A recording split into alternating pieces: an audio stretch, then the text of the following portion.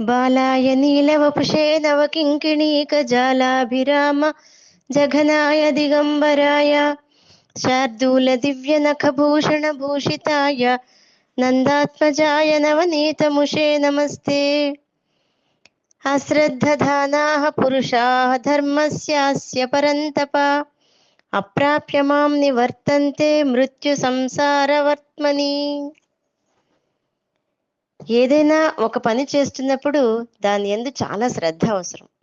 అది లౌకిక రంగం కానీ పరమార్థ రంగం కానీ ఏ పని అయినా చాలా శ్రద్ధతో చేయాలి. ఎంత శ్రద్ధతో చేస్తే అంత చక్కగా ఆ చేసినటువంటి పని యొక్క ఫలితం లభిస్తుంది. లేదా ఏదైతే వస్తువు కావాలనుకుని చేస్తున్నామో ఆ వస్తువు ఫలిస్తుంది.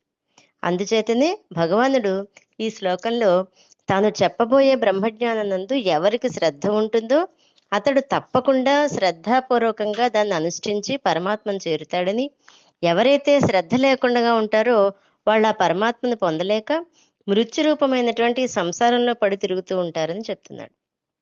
కనుక విజ్ఞులైన వాళ్ళందరూ కూడా చక్కగా ఆలోచించుకుని దుఃఖమయమైనటువంటి సంసారంలో పడి కొట్టుకోకుండా ఆనందప్రదమైనటువంటి దైవ సాక్షాత్కారం పొందటానికి శ్రద్ధ అనే సుగుణాన్ని కలిగి ఉంటే బ్రహ్మ విద్యను పొందటం చాలా తేలిక.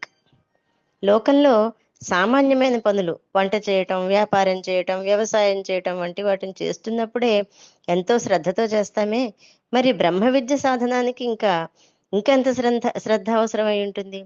అందువలన గీతాచార్యుడు తన బోధనలో ఎక్కువగా ఈ శ్రద్ధ గురించి చాలా చాలా నొక్కి చెప్తూనే ఉంటాడు. ఇక ఈ సంసారం, ఈ ప్రపంచం ఎలాంటివో ఈ శ్లోకంలో చెప్పబడింది. సామాన్యంగా చాలా మంది సామాన్య జనులు భోగ విలాసాలకు లోనే ఈ సంసార సుఖాలలో సంతోషాలలో స్వర్గతుల్యం అని భావిస్తూ ఉంటారు. ఈ సంసారము సుఖాలతోటి సంతోషాలతోటి ఇంచుమించుగా స్వర్గంలా ఉంది అని భావిస్తూ ఉంటారు. దానిని అమృతప్రాయంగా తీసుకుంటారు. కానీ సర్వజ్ఞుడైనటువంటి పరమాత్మ దాన్ని మృత్యురూపంగా వర్ణిస్తారు. అదే దాని నిజరూపం. మాయా ప్రభావం చేత ఈ సంసారం పైకి డాబుగా కనిపించినా లోపల మృత్యురూపమే ఉంటుంది. ఎలాగంటే శవాన్ని బాగా అలంకరిస్తే పైకి అందంగా కనిపించినా లోపల కుళ్ళు దుర్గంధం ఎలా ఉంటాయో ఈ స్థితి అంతేట. ఎంత భయంకరమైనటువంటి ఉపమానంతో భగవానుడు తెలియజేస్తున్నాడో చూడండి. కనుక విజ్ఞులు దాని చేత మోసపోకూడదు. ఏ విధమైనటువంటి కనిపించకుండా మనకి పైకి కనిపించే ఆనందము అని దేన్నైతే అనుకుంటున్నామో దాని యొక్క మాయలో పడిపోకుండా అమృత రూపమైనటువంటి పరమాత్మను ఆశ్రయించి ధన్యులు కావాలని శ్రీకృష్ణ పరమాత్మ తెలియజేస్తున్నాడు. జై గురుదత్.